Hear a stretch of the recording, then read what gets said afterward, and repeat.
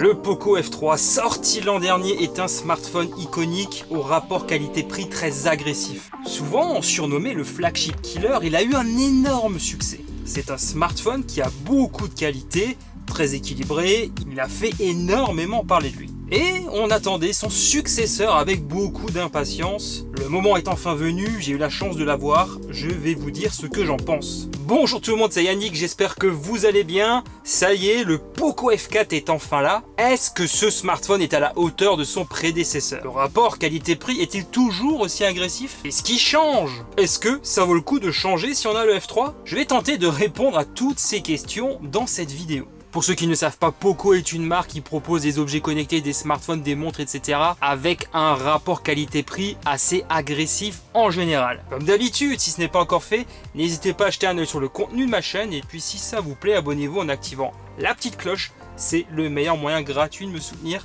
Merci infiniment. Le design évolue par rapport au Poco F3. Le F4 propose un dos effet miroir. J'ai reçu le coloris noir réussi visuellement. L'agencement du triple capteur photo est triangulaire. C'est un bloc photo proéminent. Nous apercevons la marque juste en bas de la coque avec la mention 5G. Les tranches du smartphone sont plates. À droite, nous apercevons les touches du volume et d'allumage. Le capteur d'empreinte est logé dans cette dernière. Et il se révèle réactif. Pour aller un peu plus loin dans le déverrouillage de son smartphone, Poco propose toujours la reconnaissance faciale en plus du capteur d'empreinte. Sur la tranche supérieure, nous retrouvons une grille de haut-parleurs, un micro et un capteur infrarouge. La tranche inférieure révèle la présence du port USB-C, un micro, un haut-parleur et l'emplacement dual nano SIM. Le stockage n'est pas extensible. La prise en main du smartphone est agréable, bien qu'un peu glissant. Le cadre est en plastique, il est épais de 7,7 mm pour un poids de 195 grammes. Au final, je trouve le smartphone élégant, même s'il adore les traces de doigts. L'écran AMOLED de 6,67 pouces est très bon.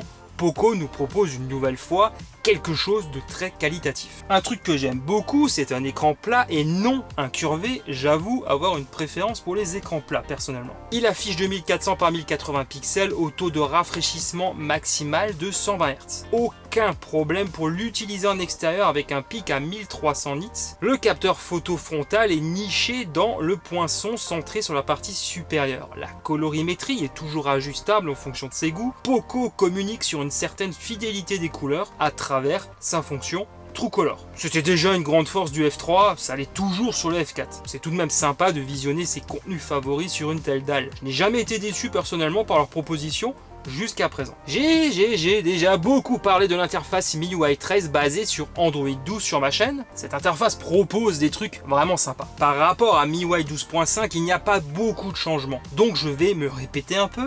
On retrouve le centre de contrôle activé par défaut, séparé des notifications. On a ainsi des icônes de plus grande taille pour accéder à ces réglages. L'interface est personnalisable et vous pouvez facilement télécharger de nouveaux thèmes ou fonds d'écran pour donner plus de personnalité à votre smartphone. Le mode une main, toujours très pratique dans certaines circonstances.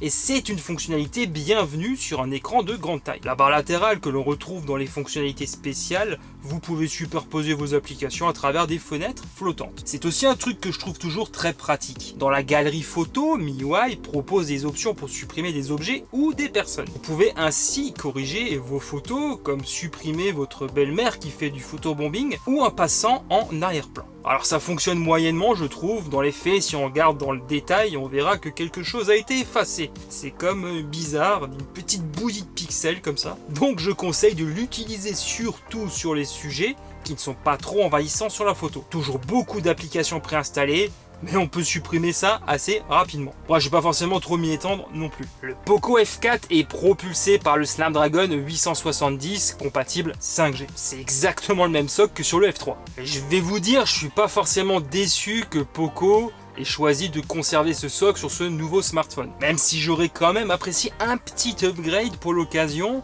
tant pis. Ce socle se révèle toujours très efficace, naturellement dans l'interface toujours très fluide, agréable à utiliser, ça réagit au doigt et à l'œil. Dans les jeux 3D les plus gourmands, on aura la puissance nécessaire pour être serein. J'ai joué beaucoup à Call of Duty et j'ai sauté sur l'occasion pour essayer le nouveau Diablo. Donc oui, c'est super cool de pouvoir profiter des 3D du Play Store dans de bonnes conditions, La chauffe reste modérée, là-dessus rien à redire. Poco y a ajouté son dispositif de refroidissement maison, ça fait le taf, ce SoC comblera tous les usages. Le smartphone est commercialisé avec 8 Go de RAM, il y a toujours une option disponible pour l'étendre virtuellement jusqu'à 2 Go supplémentaires. Voici les résultats obtenus dans les benchmarks pour vous faire une idée précise des performances de ce smartphone. Le SoC reste relativement stable lorsqu'il est longuement sollicité. Le Poco F4 apporte quelque chose de nouveau en ce qui concerne la photo. Poco indique d'ailleurs que c'est la première fois qu'ils apportent la stabilisation optique de l'image à l'un de leurs smartphones, ce qui va permettre de réduire les flous, gagner en netteté et en précision. C'est le capteur photo principal grand angle de 64 mégapixels qui en profite.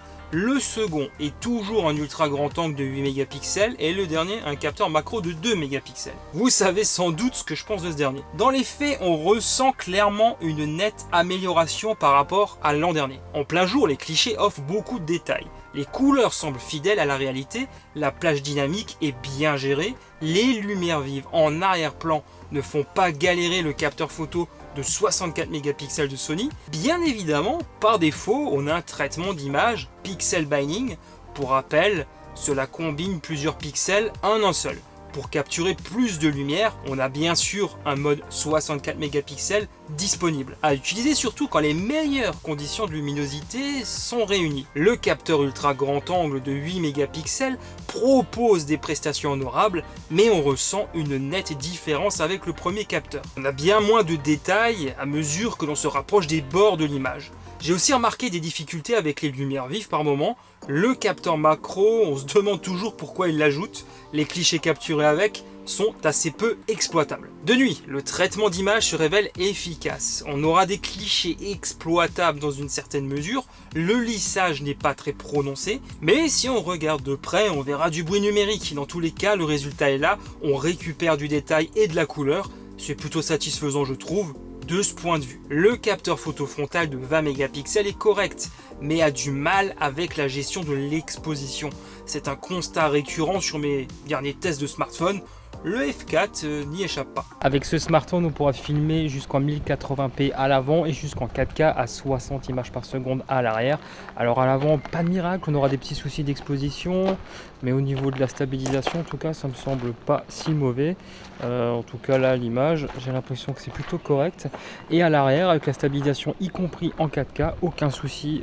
C'est vraiment pas mal pour ce genre de smartphone, surtout vendu dans ce segment de prix. Surtout que ces derniers temps, j'avais l'habitude d'avoir des smartphones parfois plus chers qui n'avaient pas de stabilisation en 4K.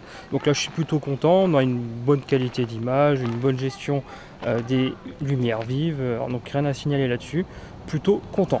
Parlons juste un peu de l'interface de l'application appareil photo. Elle permet d'accéder à des fonctionnalités supplémentaires. Je n'en parle pas souvent, du coup je profite de cette vidéo pour le faire. On peut s'en servir pour scanner des documents. Il y a bien entendu un mode panoramique que l'on peut même utiliser en selfie, pratique si on est plusieurs devant le smartphone. Le mode dual vidéo pour filmer à la fois devant et derrière, c'est aussi un mode utile dans certaines circonstances, notamment pour les vlogueurs. D'ailleurs, je parle de vlog, il y a un mode dédié dont j'avais déjà parlé précédemment sur ma chaîne, qui permet de filmer de courtes séquences qui seront mis bout à bout avec musique et transition pour créer un petit clip d'une vingtaine de secondes. Il y a plusieurs propositions en fonction du contexte. Bref, il y a vraiment moyen de s'éclater avec. Ce Poco F4 propose une expérience de son stéréo. Presque envie de dire comme d'habitude chez Poco, non? Et comme d'habitude ou presque, l'expérience est bonne. J'ai quand même l'impression que l'on a une certaine harmonie entre le haut-parleur du haut et celui de la tranche inférieure. En tout cas, pas de différence de puissance flagrante comme j'ai déjà pu l'observer sur d'autres smartphones par le passé. Le son à fond sature un peu. Je recommande de ne pas dépasser les 80% du volume pour conserver un son qui soit suffisamment clair mais qui restera en même temps quand même puissant. Poco propose du Dolby Atmos et l'accès à un égaliseur pour donner un peu de peps à l'audio. C'est toujours cool d'avoir ce genre d'option disponible.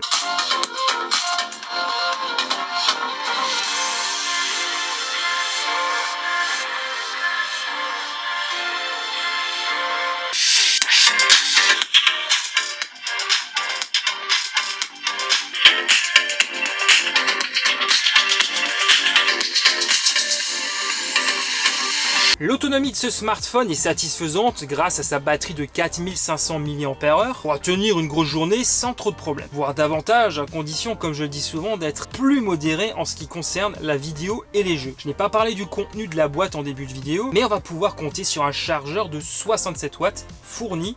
Oui, bien sûr, ce smartphone profite d'une charge rapide, le 0 à 100 en 38 minutes. La plupart du temps en fin de journée, je le charge en moins de 30 minutes parce qu'il me reste toujours un peu de batterie. En plus de ça, Poco fournit toujours une coque de protection en silicone, un film de protection et un adaptateur jack 3.5 vers USB-C. Sans oublier les notices, toujours. Super cool côté packaging et ce que fournit Poco.